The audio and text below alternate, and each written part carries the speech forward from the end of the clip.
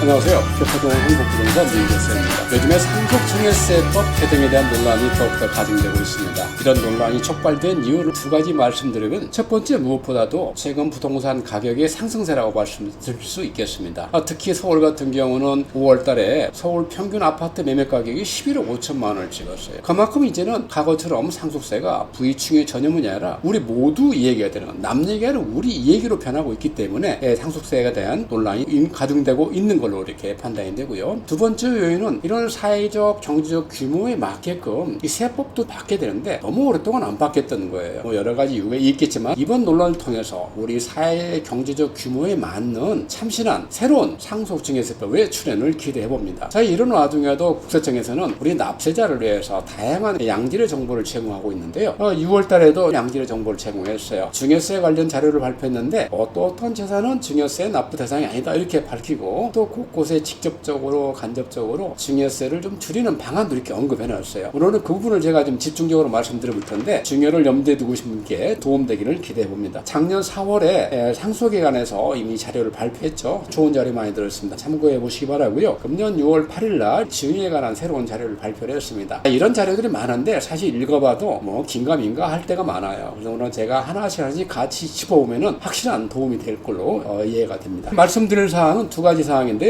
먼저 상담 사례, 상담 사례 10개의 상담 사례를 적었고, 그 다음 두 번째 실수 사례, 증여세 신고하면서 발견됐던 실수 사례 5개 이렇게 했는데 전부 다 실제 실무상에서 있던 사례이기 때문에 우리들한테 바로바로 귀와서 꽂힐 거라 생각이 됩니다. 자, 여기서 이제 하나씩 말씀드리면은, 증여세 같은 경우는 첫 번째, 내가 증여를 받았는데 이게 증여 대상인지 아닌지 긴가민가한 경우가 있어요. 이럴 때 어떻게 판단해야 될까요? 국세청에서는 여러 가지 말을 많이 하고 있는데 제가 이렇게 딱 정리를 해드렸습니다. 첫 번째, 증여세 납부 대상이 되려고 그러면 세 가지 조건이 있죠. 일단 어떤 가치가 있는 재화해야 된다. 이것이 무상으로 와야 된다. 그 다음 수증자가 있어야 된다. 이런 세 가지 건데, 그런 상태에서 그러면 재화의 가치 여부를 어떻게 판단하냐. 첫 번째는 경제적 가치를 따지겠다는 얘기예요. 경제적 가치는 우리가 실질적으로 현금이나 비금속, 부동산, 비트코인 이런 것처럼 실제 물건에 대한 그 경제적 가치에 떠나서 이제 재산적 가치 있는 건데, 재산적 가치는 형태는 없지만 권리를 말하는 거죠. 분양권, 입주권, 회원권 이런 것들도 전부 다 무상으로 주고받으면 수증자는 증여세를 납부를 해야 된다 이렇게 이해하시면 되겠고요.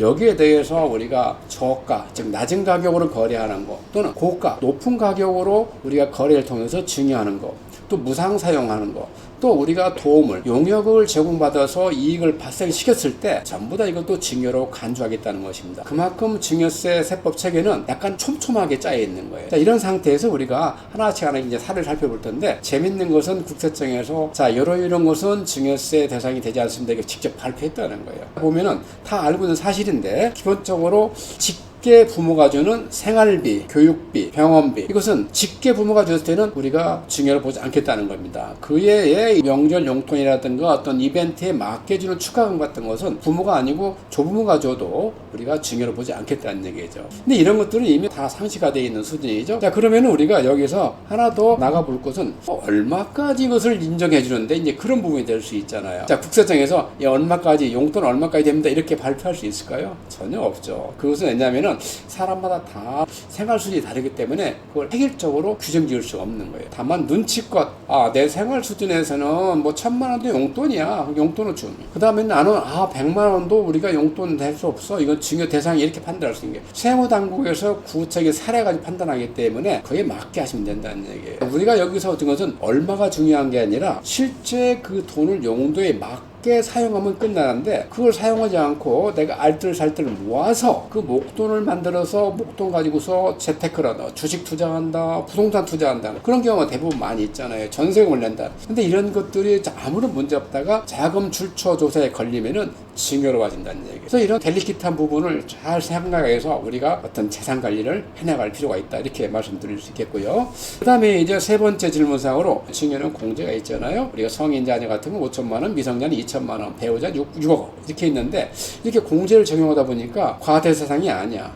그래도 신고를 해야 되냐가 궁금할 수 있잖아요. 근데 어떻게 생각합니까? 신고할 필요가 있을까요? 없을까요? 대부분 사람들이 이거 세금 안 나니까 신고할 필요 없어 이렇게 판단합니다. 근데 저는 꼭 신고하시라고 말씀드립니다. 왜냐? 이 신고를 기점으로 해서 이게 나중에 어떤 취득가액이 되고 또 어떤 자금 원천을 밝힐 수 있는 굉장히 중요한 어떤 소스가 되기 때문에 꼭 신고하시라고 이렇게 추천을 드립니다. 그 다음 네 번째 질문은 내가 자녀에게 현금 2천만 원을 주는데 이 자녀가 미성년자라 그래서 내가 현금 주지 않고 주식 계좌를 열어서 내가 대신 주식 투자를 해줬어. 자, 이런 경우 어땠을까요? 돈을 내가 대신 불려줬을 때 어떻게 될까요? 그렇게 해서 발생한 이익은 증여로 볼까요? 증여로 보지 않을까요? 제가 아까 말씀드렸죠. 우리가 용역 제공에 따른 이익도 증여로 본다. 이런 경우도 증여세 납부 대상이 된다. 이렇게 이해하시면 되겠습니다. 오해하지 마시거든. 2천만 원을 증여로 본다는 얘기라 그 2천만 원을 내가 운용해서 벌어든 이익을 증여로 본다는 얘기 되니까 그 점 참고하시기 바라겠고요.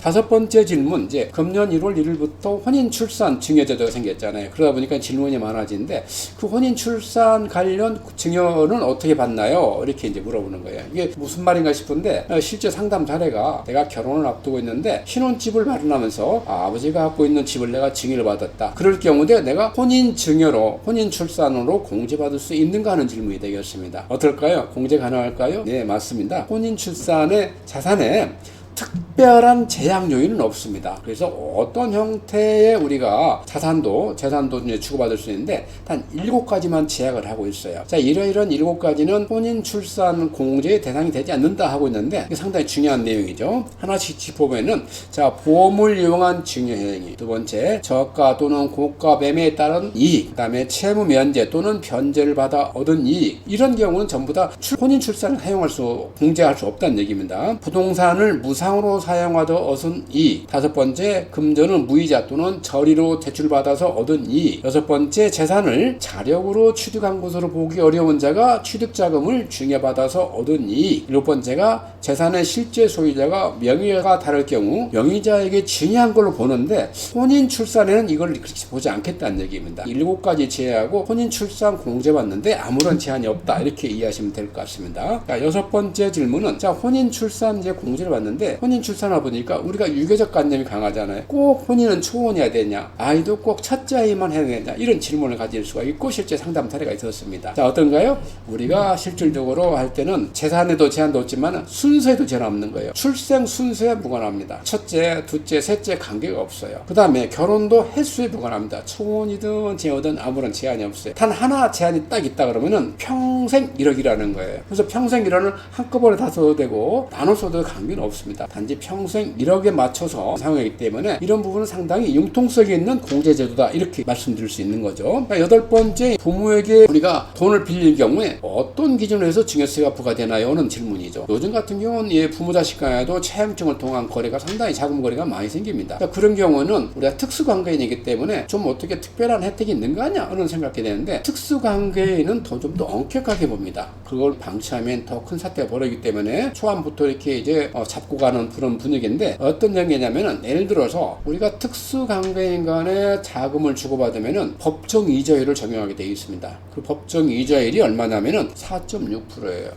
사례를 한번 보면 아버지가 자녀에게 2억 원을 무이상 대여했어요. 이자 없이 대여했습니다. 자, 그러면 법에서는 어떻게 판단하냐면은 그래? 우리 2억 원에 대해서 법정이자 4.6%를 정해보는 거예요. 그래서 발생한 이자가 920만 원, 연간 920만 원이 나왔어요. 자, 원래는 4.6%의 이자를 받게 됐는데 그 이자 금액이 연간 1,000만 원 이하에 있는 경우는 증여를 보지 않겠다는 규정이 있습니다. 그래서 이런 경우에는 증여가 대상이 아니라는 얘기예요. 내가 3억을 무상으로 줬다, 이럴 때는 3억 원을 연간 4.6% 법정 이자율을 적용하니까 1,380만 원 나왔어요. 이럴 때는 증여세 납부 대상을 보겠다는 겁니다. 5억 원은 더 말할 필요가 없는 거죠. 그래서 우리가 계산할 때 법정 이자율이 4%니까 그 4%와 내가 실제 이자를 약간 감안해서 그 양자 차액에 따른 이자 차액이 1,000만 원 이하로 만들면은 법적으로 아무런 문제가 없다, 차용으로도 아무런 문제가 없다, 이렇게 이해하시면 되겠습니다. 그 다음에 이제 9번째 질문이 되는데요. 우리가 이제 아버지가 소유한 주택을 내가 좀 시세보다 저렴하게 취득한 경우 증여세 납부 대상이 되나요?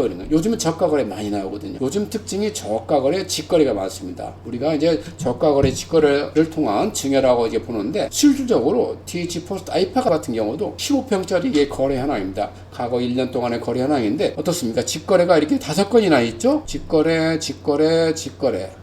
근데 이 직거래 특징이 어떻습니까? 우리가 최고가가 11억 5천만 원이면은 일반적인 가격이 10억대라고 봐야 되는데 전부 7억 5천만 원대였어요. 이게 저가 직거래라고 볼 수 있는 거죠. 이것은 뭐 다른 여러 가지 목적이 있을 수 있지만 대부분 우리가 부동산 가격 하락기 때는 저가 거래를 통해서 우리가 증여 행위를 할 수 있다고 보는 것이죠. 그것은 이게 불법이 아니냐? 근데 불법이 아니고 적법하게 되어 있습니다. 근데 그 판단 어떻게 하냐는 얘기죠. 우리가 명확한 지식이 없으면 잘못하면 나중에 가산세 엄청 나올 수가 있습니다. 실제 사례를 보겠습니다. 우리가 이제 저가를 통해서 이제 양수도 한 경우에 우리가 증여세 납부 대상 여부를 판단하는데 어떻게 판단하냐? 딱 공식이 나와 있습니다.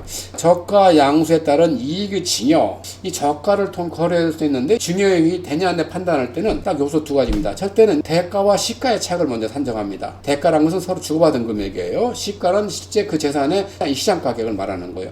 그래서 대가와 시가의 차익을 A라고 했을 때, 자 A를 딱 구했습니다. 그 다음에 A를 구한 다음에 그 다음에 A와 같이 비교할 수 있는 금액이 나오는데 그것은 3억 원 또는 시가의 30%. 두 개 비교해서 둘째 작은 금액을 우리가 B라고 합니다. 이 A와 B를 비교해서 우리가 A가 크다 그러면 이것은 증여행위가 있다 보고 증여세 납부 대상으로 보는 겁니다. 이게 지금 무슨 말인지 감이 잘 안 오실 거예요. 실제 사례를 한번 보도록 하겠습니다. 우리가 저가 양수 사례를 보는데 아버지가 시가 8억짜리 주택을 자녀에게 양도를 했어요. 팔았습니다. 매매를 했습니다. 그리고 3억에 매매를 했어요. 그러면은 이제 3억은 대가가 되고 시가는 8억 원이 되는 것이죠. 그럼 시가와 대가 차이가 얼마입니까? 5억이 되는 거죠. 5억. 자, 이것이 증여인가 아닌가 판단은 어떻게 하느냐? 자, 먼저 가세 요건 충족 여부를 판단해야 되겠죠. 가세권 충족 요건이 일단 3억 원을 딱 산정해놓고 그 다음에 시가의 30%를 찾아줍니다. 우리가 8억 원 시가니까 8억 원의 30%는 2억 4천만 원이 되는 거죠. 그래서 3억과 2억 4천만 원 중에 작은 금액을 가지고 대가와 시가 차익 비교하기 때문에 이 5억이 2억 4천보다 크잖아요. 이렇기 때문에 이것은 증여세 납부 대상이 된다. 이렇게 이제 판단한 거고요. 그러면 증여세의 과표는 얼마 되냐 할 때는 바로 이 시가와 대가의 차액에서 우리가 과세 요건 대상 기준에는 2억 4천만 원을 빼고 남은 2억 6천만 원에 대해서는 증여를 보고 증여세를 부과하겠다. 이것이 바로 이제 과세 당국의 입장인 것이죠. 그래서 우리가 저가 양수 통해서 거래를 하는데 꼭 알아야 될 것은 시가의 30%, 3억 둘 중에 작은 금액을 기준한다. 이렇게 이제 이해하시면 되겠고요. 특히 이런 저가 양수도 또 직거래를 통한 증여 이런 것들이 많기 때문에 국세청에서 이런 부분을 굉장히 면밀하게 들여다보고 있습니다. 그래서 좀 유의할 필요가 있겠고요. 그 다음 여기 관련해서 또 추가 나올 수 있는 질문이 부모 집에 내가 무상거주한다. 그러면 증여세 납부해야 돼? 안 내야 돼? 어떨까요? 증여세 납부 대상이 될까요? 자, 이건 될 수도 있고 되지 않을 수도 있습니다. 첫 번째, 내가 부모, 소유자와 같이 살면은 그것은 관계없이 무조건 증여세 납부 대상이 아닙니다. 그런데 이게 나 혼자 독단으로 살고 있는데 그때 보면은 이게 5년간 그 증여 추정액이 5억이 넘어가면은 이제 증여를 보는데 어떻게 산정하느냐? 시세 대비 기준입니다. 시세에 대해서 2%씩 곱하고 거기다가 우리가 적정 가만치를 넣으면 연간 내가 증여 예상이 나오는데 증여 추정이 나오는데 그것을 5년 동안 더한 금액이 1억이 넘어가는 거예요. 그래서 이거 좀 복잡한데 실제 산식은 복잡하지 않은데 설명 내용이 좀 복잡하게 됩니다. 자, 간단하게 시세가 약 12억 5천만 원, 13억 이하인 경우에는 증여세 납부 대상이 아니다. 이렇게 이해하시면 되겠습니다. 그래서 그런 경우는 뭐 전세계약서를 뭐 쓰고 필요 없이 그냥 같이 내가 살고 있으면 되는 거예요. 자, 이제 두 번째 파트, 증여세에 신고하면서 발생했던 실수 사례, 잘못된 사례 5가지 말씀드려 보겠습니다. 자, 첫 번째 사례는 혼인 출산에 관련된 제도예요. 우리가 금년 1월 1일부터 시행됐기 때문에 다양한 형태의 이제 잘못된 사례가 나오는데 먼저 본 예시를 보면은 2023년 12월에 부모님으로부터 현금을 증여받았고 그래 증여받았으면은 증여받은 일의 마지막 날에 3개월 후에 증여세 신고하게 됐기 때문에 2024년 3월에 이제 증여 신고하면서 출산 증여상 공제를 받았다는 얘기입니다. 어디가 잘못됐을까요? 잘못됐으니까 실수 사례가 나올 텐데요. 어디가 잘못됐을까요? 자, 사례 보면 그렇죠. 부모한테 2023년 10월에 현금 증여를 받고 2024년 1월에 내가 출산을 해서 출산 공제를 받았습니다. 그래서 이제 내가 3월 달에 증여세 신고하면서 출산 공제 1억을 공제하고 우리가 증여세 신고를 했습니다. 이것은 문제가 뭐냐면은 우리가 혼인 출산 신고 공제제도는 1월 1일부터 시행됩니다. 그래서 증여가 1월 1일 이후에 됐어야 되는 거예요. 작년 12월에 받은 걸 금년 1월 이후에 했다고 하면 문제가 해결될 수가 있겠죠. 그 시기만 조절하면. 그래서 이런 경우에는 우리가 증여 출산 공제를 받을 수가 없다. 이렇게 이제 명확하게 이해하시 바라겠고요. 두 번째는 다른 케이스인데, 자, 2021년 12월에 결혼식을 했습니다. 결혼식을 하는데 우리가 통상 결혼하면 뭐 2, 3개월 내에 혼인신고를 하잖아요. 근데 피치 못할 사정이 있어가지고 1년이 지난 2022년 12월 혼인신고를 했습니다. 그러고 나서 이제 뭐 2024년 되니까 뭐 혼인신고, 혼인공제제도 생겼다 그래서 이 공제 신청을 받았어요. 받을 수 있을까요? 없을까요? 네, 이것은 우리가 법적인 절차에 관한 때 우리가 혼인을 줘서 전후 2년을 갖다 말하잖아요. 이 전후 2년이기 때문에 우리 같은 경우는 어떻게 해당되냐 안 되느냐? 혼인의 기준이 뭐냐는 얘기죠. 결혼식한 날이 혼인이냐 아니면은 우리가 신고한 날이 혼인이냐, 이게 중요한 것이죠. 법적인 절차에서는 행정 절차가 이루어진 일을 기준으로 합니다. 우리가 결혼을 했으면은 혼인신고까지 가야 그 결혼이 완료가 됐다고 보는 것이죠. 그래서 혼인신고일을 기준으로 해서 2년 하기 때문에 이번 케이스 같은 경우는 당연히 우리가 혼인 공제 대상이 된다, 이렇게 이제 판단하고 있는 것이죠. 그러니까 두 번째 사례는 부모님께 돈을 빌렸는데 부모님이 나중에 면제해줬어요.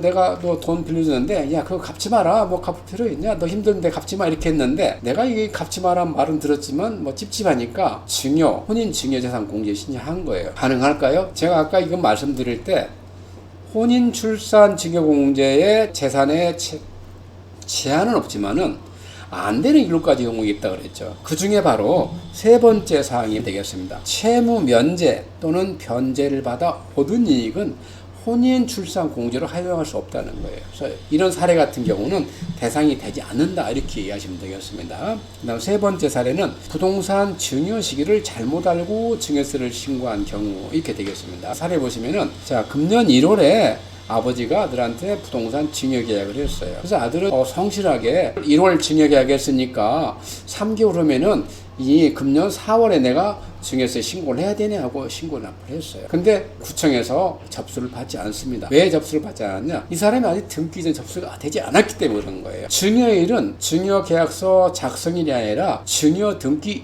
이전 접수일을 기준으로 합니다. 그래서 만약 아들이 5월 달에 했으면은 5월 달부터 3개월은 8월 달에 이제 증여일이 되는 거예요. 이런 부분이 증여 신고했으면 됐지 뭐가 이게 중요한데, 이렇게 생각할 수 있잖아요. 근데 이게 정말 중요합니다. 왜 중요하냐? 여기서 우리의 재산 평가 기준이 달라지기 때문에 그런 거예요. 이 증여일 기준에서 증여 전 6개월, 증여일 후 3개월 사이에 거래사를 붙는다. 또 이 날짜를 기준으로 해서 기준시가를 결정한다든가 여러 가지 법적 제한 요소가 있기 때문에 이거 굉장히 중요한 사안이다. 그래서 우리가 부동산을 증여받을 때는 증여일은 우리가 증여 계약일이 아니라 증여 등기 이전 접수일이라는 걸 꼭 아시기 바라겠습니다. 그 다음에 이제 네 번째 사항에 증여일 전 10년 이내에 동인으로부터 증여받은 증여가액을 합산하지 않은 사례, 뭐 좀 어렵게 보이죠. 일단 10년이라는 개는 알면 되는 거고요. 10년 내에 동인으로부터 증여를 받으면 합산해야 된다, 더해서 신고해야 된다는 내용이 되겠죠. 내용을 살펴보시면은 아버지한테 2020년에 8천만 원 증여를 받았어요. 그래서 8천만 원 중에서 5천만 원은 증여 공제하고 3천만 원에 대해서 신고 납부를 한 거죠. 그러다가 2024년에 어머니한테 또 5천만 원을 또 증여받았어요. 아들이 이제 상당히 공부를 많이 해서 내가 이거 10년 내에 아버지한테 받은 게 있으니까 어머니한테 받은 5천만 원 공제만 안 되겠네. 그래서 5천만 원 공제 없이 전부 다 증여받은 걸로 신고 납부한 거예요. 그런데 이게 문제가 있다는 거예요. 뭐가 문제가 있느냐? 합산 신고했다는 거예요. 그래서 아버지한테 받은 것은 이미 제대로 신고했기 때문에 손댈 필요가 없고, 어머니한테 받은 것은 5천만 원이 아니라 1억 3천만 원, 아버지한테 받은 8천만 원, 어머니한테 받은 5천만 원 더해서 1억 3천만 원에 대해서 신고 납부해야 된다는 거예요. 물론 아버지 때 신고 납부한 증여세는 다시 우리가 공제를 받으면 다시 이제 환급을 받는 것이죠. 그래서 이것이 10년 동안 합산한다 그러는데, 과연 그러면 우리가 동인이라 그러는데 어떤 경우에 동인으로 보냐, 이게 상당히 중요한 내용이 되겠죠. 자, 그래서 법의 명식으로 나와 있습니다. 부하모는 동인으로 봅니다. 조부와 조모는, 할아버지와 할머니는 동인으로 봅니다. 그러나 아버지와 할아버지는 동인으로 보지 않습니다. 각자 본다는 얘기예요. 또 장인 장모로 동인으로 보지 않습니다. 그래서 부부간에는 동인으로 보는데 우리가 부부 이해관계는 동인으로 보지 않다는 얘기예요. 아버지와 할머니의 동의를 보지 않다는 얘기입니다. 그래서 이런 관계가 있을 때는 우리가 항상 합산 신고해야 한다는 염두에 두시기 바라겠습니다. 자, 마지막 사례입니다. 자, 유사하 재산의 가액을 잘못 적용해서 증여세 신고한 사례. 자, 이런 것도 상당히 많이 발생하죠. 우리가 부동산을 증여받으면 그 증여가액을 신고할 때 시가에 해야 됩니다. 시가가 없으면 감정평가를 받아야 되는데 감정평가를 보다 보니까 돈이 들잖아요. 또 적당하게 감정평가에 대한 내용을 잘 알지도 못하고 그래서 법에서 허용한 유사 사례를 이제 활용하는 겁니다. 근데 유사 사례가 그냥 인근 동하면 안 되는 거예요. 엄격히 제한이 있습니다. 어떤 제한적 요소를 가지고 있냐 말씀드리면 한 3가지 제한 요소가 있는데요. 첫 번째, 평가 대상 주택과 동일한 주택 단지에 있어야 된다. 같은 단지에 있는 아파트를 상대로 해야 된다는 얘기예요. 그 다음 두 번째, 평가 대상 주택과 주거 전용 면적 차이가 5% 이내에 된다. 주거 면적이 아니라 주거 전용 면적 차이가 5% 이내 된다는 얘기예요. 그 다음에 평가 대상 주택과 공동 주택가격 차이가 5% 이내, 즉 공시가격 차이도 5% 이내에 된다. 이 3가지를 모두 충족해야만이 그건 유사 사례로 인정해 준다는 얘기예요. 상당히 엄격하게 제한하고 있는 거죠. 아무거나 싼 거래 나왔다고, 아무거나 고가 거래 나왔다고 그거를 내가 유사 사례로 해서 증여세 신고할 수 없다는 얘기입니다. 다 엄격하게 잘라낸다는 얘기죠. 자, 근데 이런 3가지 조건 충족한 주택이 또 뭐 복수가 있다. 그럴 경우는 어떻게 하냐?